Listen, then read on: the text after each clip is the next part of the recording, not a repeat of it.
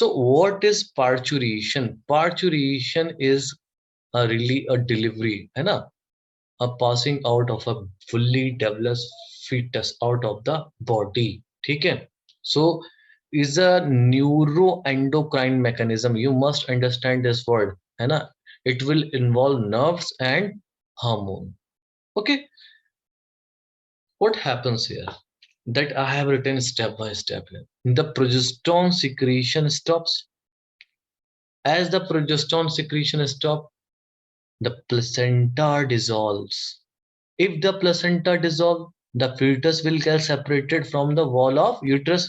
So as soon as the fetus get separated, the signal from the uterus for the parturition originate, and the placenta induces the mild uterine contraction, and this contraction is known as fetal ejection reflex. Now, due to this fetal ejection reflex, pituitary gland secrete oxytocin in more amount.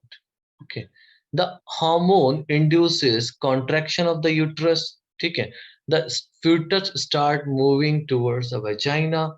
The labor pain during the childbirth is due to the hormone known as oxytocin, and this is the main parturition hormone. After parturition, this oxytocin remain in the body and it stimulate milk let down by the milk ejection reflex. During this process, another hormone, relaxin, is also released by the placenta and by the ovary, and this hormone relaxes the pubic symphysis, the joint between the pelvic girdle, so more space is available to fetus move out. Clear? So that will happen in the parturition. Okay. Now lactation. What happened in the lactation?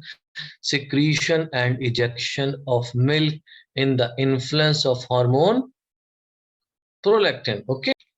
The milk produced during the initial few days is known as colostrum. You know that. Okay, that is very important for the baby because it contains antibodies IgA and essential for to develop resistance for newborn babies. Clear?